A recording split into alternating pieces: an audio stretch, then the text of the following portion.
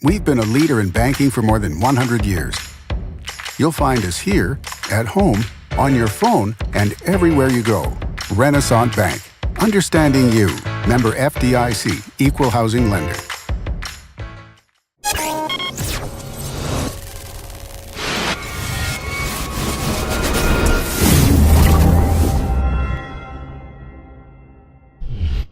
Sponsored by Renaissance Bank.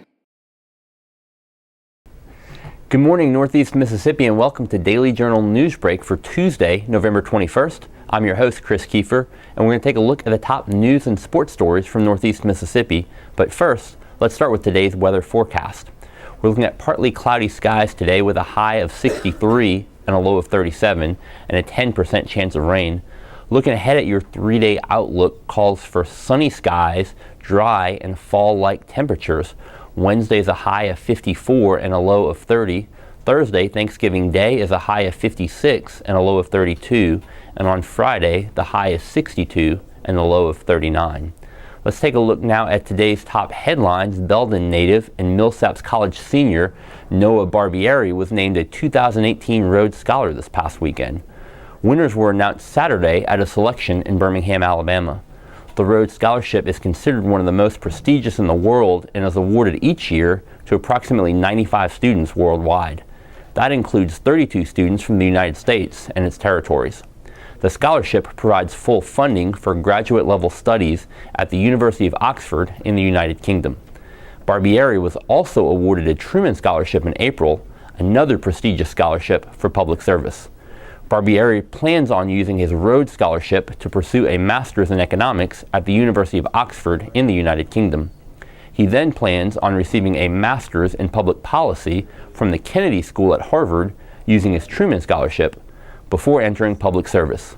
He wants to return to Mississippi to help address the problems the state faces. Lee County's Board of Supervisors has rejected another proposal to alleviate overcrowding at the county jail.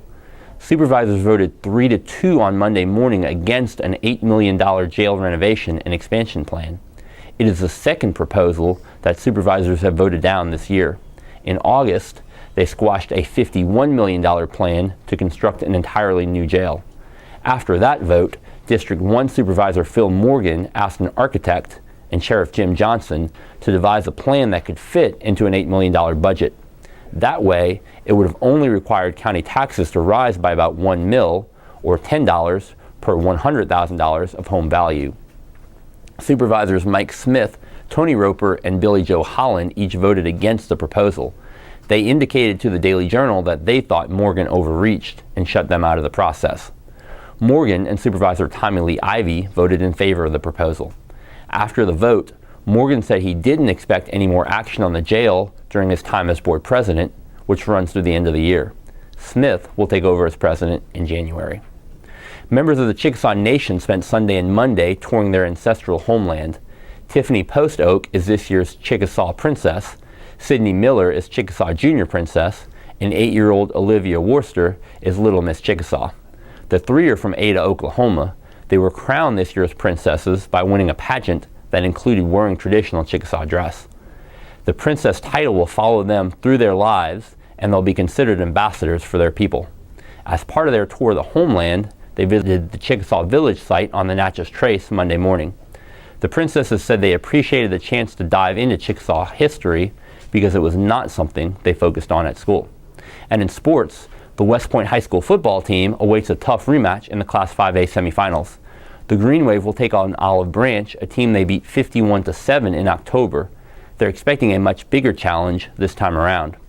Olive Branch is 12-1 on the season, and the West Point game is the only one in which they've allowed more than 21 points. That includes 3 shutouts.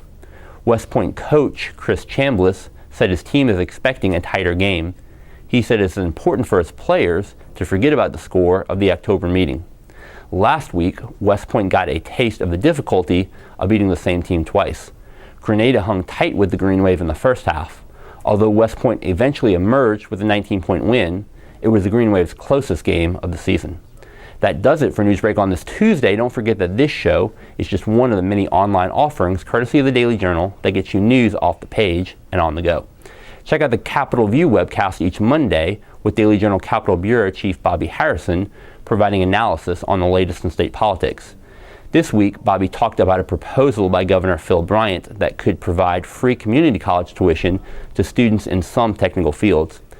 He also discussed a possible state lottery and a proposal to raise Mississippi's cigarette tax. Watch it at djournal.com or on our Facebook page. Each story discussed on Newsbreak can be found in your daily journal or online at djournal.com, where you can also catch a new episode of Newsbreak each weekday morning at 7 a.m. Thanks for joining us. I'm Chris Kiefer. Have a great Tuesday.